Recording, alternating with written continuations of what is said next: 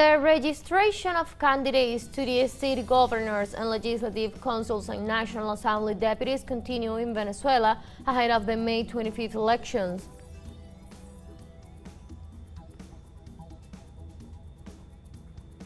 In Honduras, experts from Latin American and Caribbean states discussed the points to be submitted to the foreign ministers of the regional organizations for approval of the Head of State Summit on Wednesday, April 9, 2025.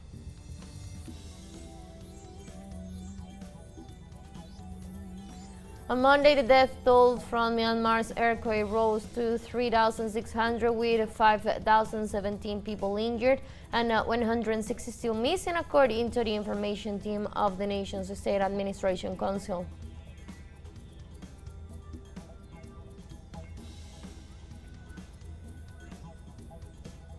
Hello and welcome to From the South. I'm Ana Marrero from the teleSUR headquarters in Caracas, Venezuela. We begin with the news. Stay with us.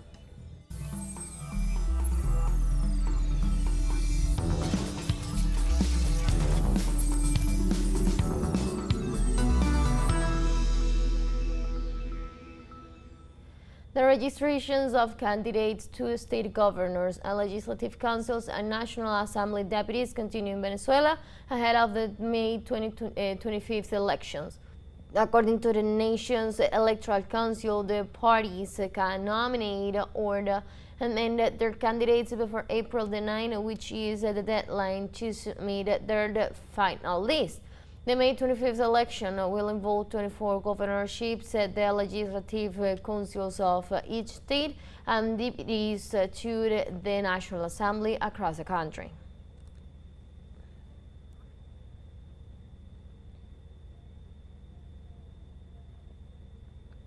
In Honduras, experts from the community of Latin American and Caribbean states discussed the points to be submitted to the foreign ministers of the regional organizations for approval at the Head of States Summit on Wednesday, April 9, 2025. The event began this Monday with the participation of national coordinators from 33 member countries who will work on the technical aspects of the summit's draft declaration to be approved by the foreign ministers and head of states. According to the experts, this draft will be marked the line of work and policy measures for the region in the coming years. The meeting also seeks to advance the regional agenda and strengthen cooperation ties between Latin American and Caribbean nations. It is expected that at the end of the summit, Honduran President Xiomara Castro will hand over the temporary presidency of the organization to her Colombian counterpart, Gustavo Petro.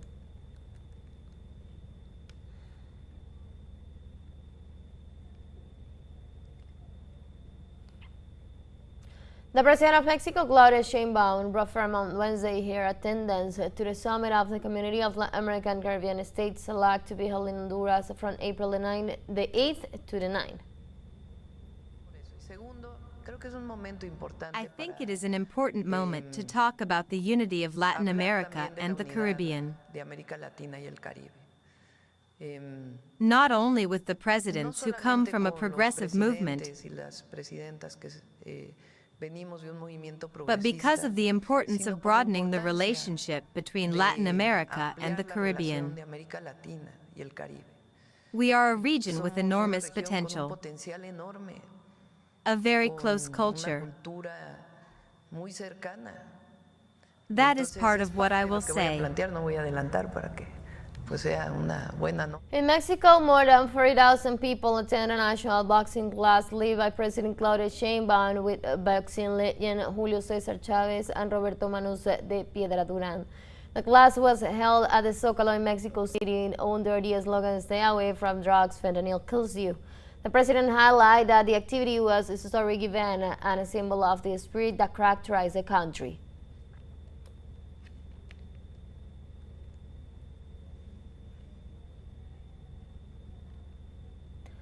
In Brazil, thousands of supporters of former President Jair Bolsonaro took part in a rally demanding amnesty for those convicted in the attempted coup d'etat on January 8, 2023. Right-wing demonstrators gathered on one of the main avenues of Sao Paulo wearing Brazilian national team t-shirt, while some waved a flag of the U.S. and Israel. This was the second march organized by former President Bolsonaro, who is currently charged in the Federal Supreme Court for his involvement in the coup attempt against current President Luis Ignacio Lula da Silva after the 2022 elections. Bolsonaro used the platform to declare that his disqualification to run for the next elections in 2026 represents an alleged denial of democracy.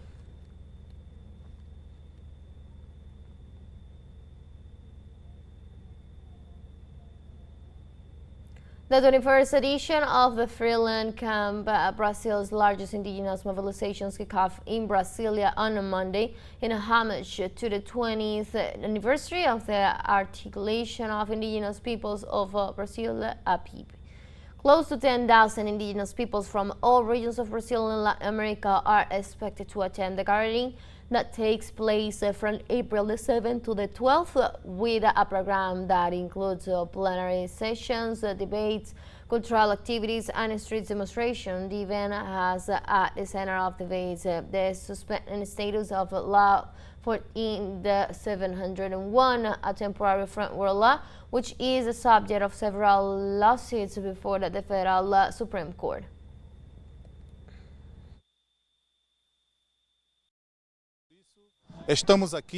We are here. We are expecting between 8 to 10,000 indigenous people from all over Brazil and Latin America as well. It is also the main struggle we bring here. It's about the survival of life and the continued defense of the planet. Among our complaints are the criminalization, the persecution of indigenous leaders, the assassinations, and above all, we also look at the issue of financing that is made in the name of conservation, in the name of climate change, in the name of large millions and does not reach the territory. In Cuba, the President and First Secretary of the Central Committee of the Communist Party, Miguel Díaz-Canel, praised on Monday the meeting of Council of Ministers alongside Prime Minister Manuel Marrero Cruz. Among the main issues tackled by the leaders were the current government plan to create distortions and reboost domestic economy. In this regard, the first Deputy Minister of Economy and Planning, Mildred Granadillo, informed that the new mechanisms for managing, controlling, and allocating foreign currency has been pursued since March. In addition, she noted that governmental officials and experts were assessing the risk and consequences of such mechanisms.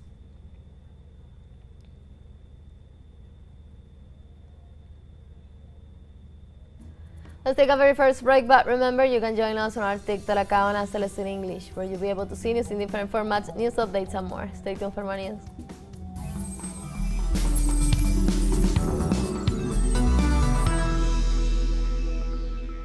Welcome back to From the South. On Monday, the Cuban government reaffirmed its commitment to the promotion of health for all people in all countries of the world. On the occasion of the World Health Day, Cuban's Foreign Minister Bruno Rodriguez reaffirmed that the will to continue providing solidarity assistance to the nations that required it.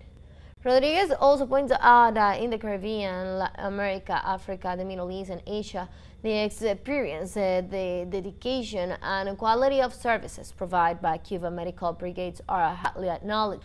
The Prime Minister said that solidarity and humanism are unknown values to be capital and anti-Cuban politicians of the U.S. in reference to this Lender campaign promoted by the U.S.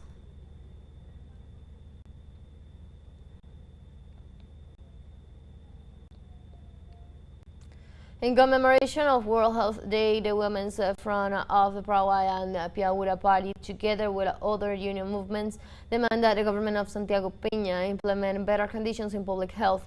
Public health unions mobilized in front of the Health Ministry headquarters in the capital city, Asunción, and other departments of the country to demand that the government address the crisis facing the public health sector.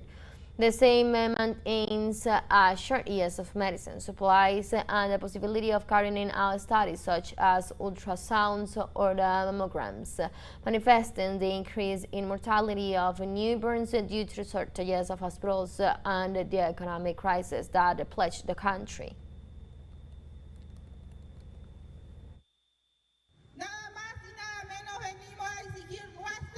We come to demand our right to a free and quality public health. Nothing more and nothing less. A right that is guaranteed in the national constitution. But what are our authorities doing? They make a mockery of the people. Go figure, they set up a place for providing neonatal therapy. Then 3 days later, 3 or 4 days later, a newborn dies for lack of intensive care in that place. What else do we expect from our government?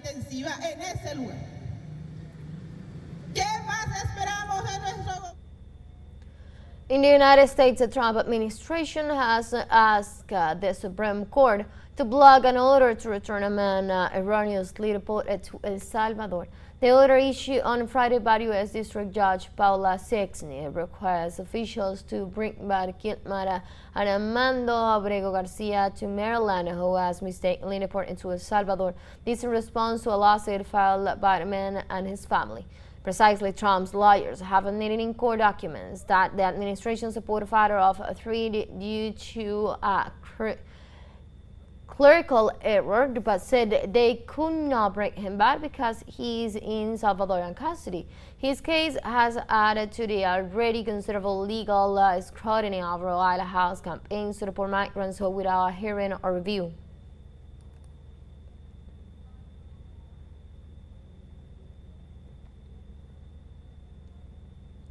The New York Stock Exchange opened on Monday in red numbers for the third consecutive day as U.S. President Trump stated he would not back off his trade war, reinforcing fears of a global economic downturn.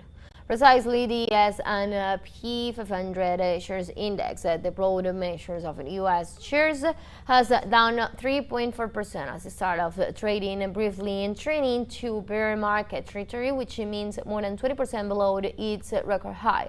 This after the more losses in Asia and Europe. In addition, the Dow Jones Industrial Average had a fall of 3.1%, while the tech-focused Nasdaq index has down 3.9%. In this scenario, analysis points out that Wall Street has lost around 13% of its value since the tariff unveiling on Thursday, as traders are underscoring that the trade war is increasing the risk of an economic U.S. recession.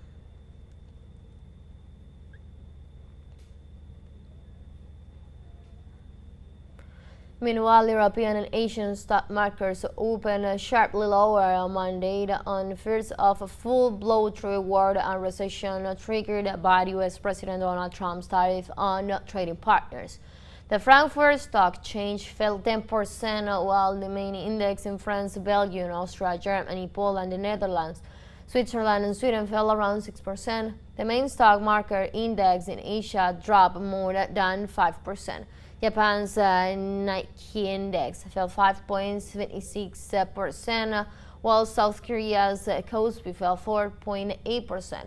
In general terms, stock markets around the world have reacted with sharp falls to the trade war initiated by the Trump administration.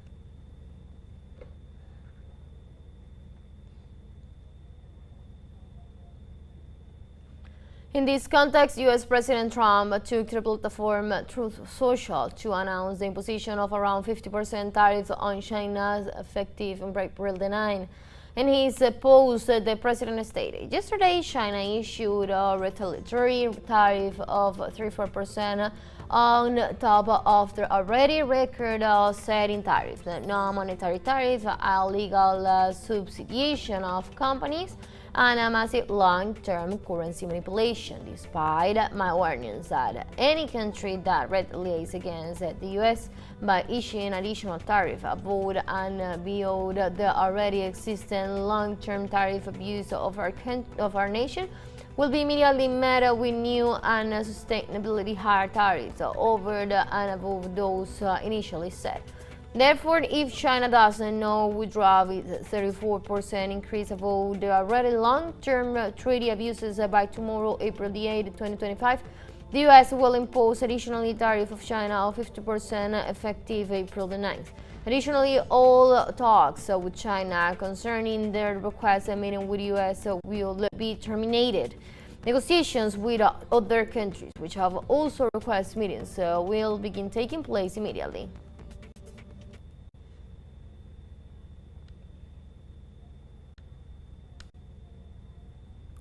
In this regard, the President of the European Commission, Ursula von der Leyen, stated on Monday that the EU has offered the United States 0 tariff on industrial goods as the regions work to avoid a trade war with the North American nation.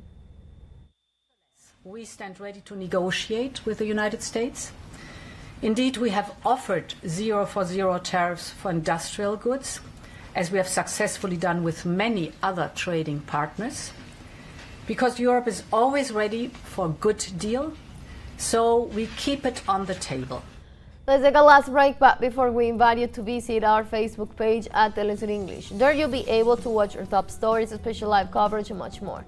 Follow our page and activate the notification button to stay up to date on our most recent events. We'll find out for a break, don't go away.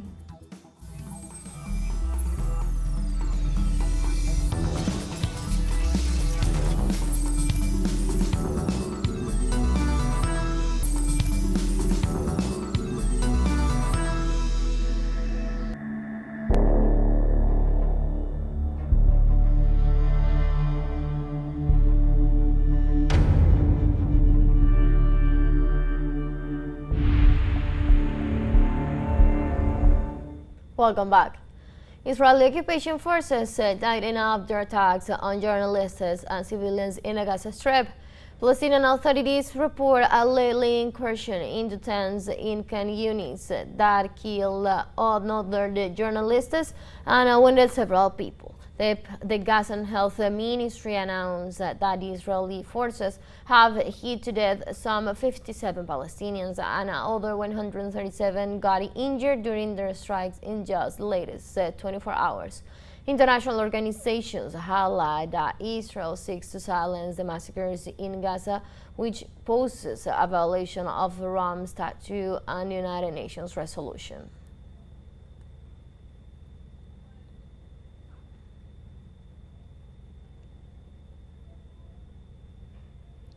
Palestinian in the occupied West Bank are holding a general strike on Monday to protest the ongoing Israeli genocide in Gaza. For the action, public institutions, private sectors, businesses, transportation services, schools, and banks closed their doors in solidarity with Gazans and to demand an end to the aggressions that has killed over 50,000 Palestinians since October 2023. In addition, the offensive has sparked a surge of violence in the occupied West Bank, with the Israeli military carrying out widespread operations that have killed hundreds of Palestinians and displaced tens of thousands, while there has also been a rise in soldier violence.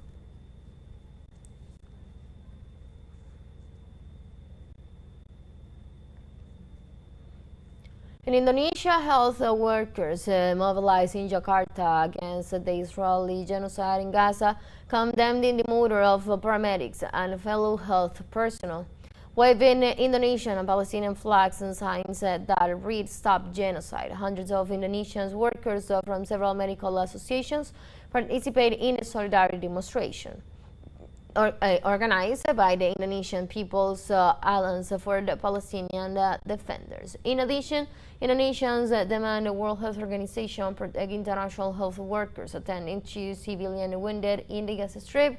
The protests came after the 8 Red Crescent personnel, 6 civil defense workers, and a UN staffer were killed in an Israeli shooting in Rafah, southern Gaza on March 23. An action which has sparked international law outreach as organizations worldwide demand accountability for the crime.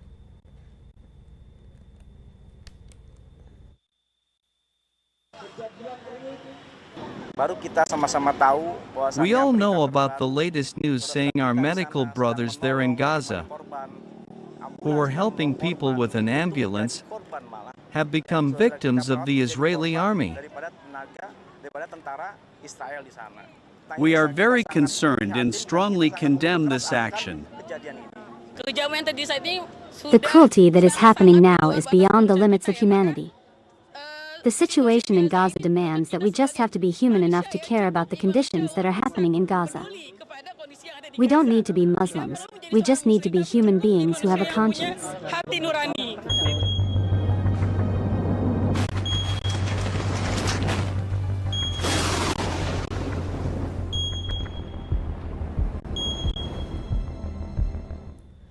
Moving on, On Monday, the death toll from Myanmar's earthquake rose to 3,600 with 5,017 people injured and 160 still missing, according to the information team of the nation's State Administration Council. In this regard, many countries, including Russia and China, as well as the World Health Organization, have sent rescuers and resources to the aid of the aftermath. International rescuers from Singapore, Malaysia, and India have returned to their countries after their work to find survivors was considered complete.